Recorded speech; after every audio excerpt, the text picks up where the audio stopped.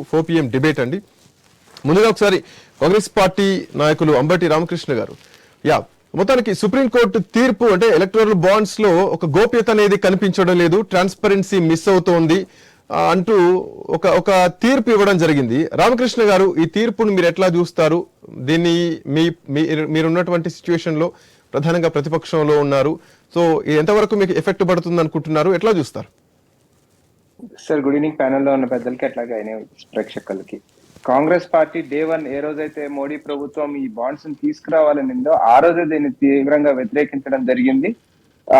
ఆ రోజు ఉన్న ఏఐసిసి అధ్యక్షులుగా ఉన్న రాహుల్ గాంధీ గారు కావచ్చు, లేకపోతే యావత్ పార్టీ కూడా దీన్ని తీవ్రంగా ఖండించింది. ఇట్ ఇస్ అన్డెమోక్రటిక్ అని చెప్పింది. ఇది లంచాలకి లేకపోతే కమిషన్స్ కి ఒక కొత్త రూపాన్ని నరేంద్ర మోడీ ప్రభుత్వం రాబోతా ఉంది. ఇది ఎలక్షన్ ప్రాసెస్ మీద, ఇన్స్టిట్యూషన్స్ అన్నిటి మీద చాలా తీవ్ర ప్రభావం చూపించబోతా ఉంది అని తీవ్రంగా ఖండించడం జరిగింది. అదే విధంగా 2019 ఎలక్షన్ లో కాంగ్రెస్ పార్టీ మేనిఫెస్టోలో కూడా పెట్టడం జరిగింది. ఇన్ కేస్ కాంగ్రెస్ పార్టీ కనుక అధికారంలోకి వస్తే ఈ ఎలక్టరల్ బాండ్ సిస్టమ్ ని ఏదైతే కంపెనీస్ దగ్గర నుంచి డైరెక్ట్ గా సుప్రీం కోర్టే చెప్పడం జరిగింది, కుడ్ ప్రోకో అని, కానీ కంపెనీస్ దగ్గర నుంచి తీసుకునే డబ్బుని ఏదైతే ఉందో దాన్ని ఈ ఎలక్టరల్ బాండ్ సిస్టమ్ ని మేము రద్దు చేస్తాము అని చెప్పడం జరిగింది. ఇంకో దుర్మార్గం అంటే ఇన్కమ్ ట్యాక్స్ చట్టానికి సవరణలు తీసుకొచ్చారు, ఆర్టీఐ విషయానికి సవరణలు తీసుకొచ్చారు. అంటే పూర్తి స్థాయి గోప్యత. దివాళా తీసిన కంపెనీ భారతదేశంలో పొలిటికల్ పార్టీస్ కి విరాళాలు ఇచ్చే అర్హత లేదు. అటువంటిది దివాళా తీసిన కంపెనీ కూడా పొలిటికల్ పార్టీకి చందా ఇవ్వచ్చు. అంటే దివాళా తీసిన మరి ఏ రకంగా ఇవ్వాలి అన్నప్పుడే దాంట్లో ఉన్న ఇది మనకు అర్థమవుతా ఉంది.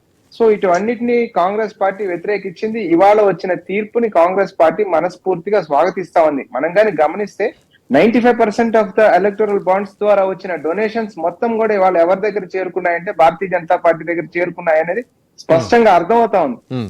కానీ కనీసం ఇచ్చింది ఎవరు, ఇస్తుంది ఎందుకు అనేది బయట పెట్టమన్నప్పుడు దానికి కూడా చట్టాన్ని సవరించి డిస్క్లోజ్ చేయాల్సిన అవసరం లేదు అని చెప్పింది నరేంద్ర మోడీ ప్రభుత్వం. సో ఈ రకంగా మొత్తం పూర్తిగా వారి యొక్క అధికారాన్ని ఉపయోగించుకొని కార్పొరేట్ కంపెనీస్ ద్వారా డబ్బుని సేకరించుకొని ఎలక్షన్స్ చేయొచ్చు అనే ఒక దుర్మార్గమైన ఆలోచన ఏదైతే ఉందో దాన్ని డే 1 నుంచి కాంగ్రెస్ పార్టీ. రామకృష్ణ గారు మ్యూట్ లో ఉంది, మీ వాయిస్ మ్యూట్. ఖచ్చితంగా ఇక్కడ తప్పు జరుగుతా ఉందని సో కాంగ్రెస్ పార్టీ వాళ్ళు పూర్తిగా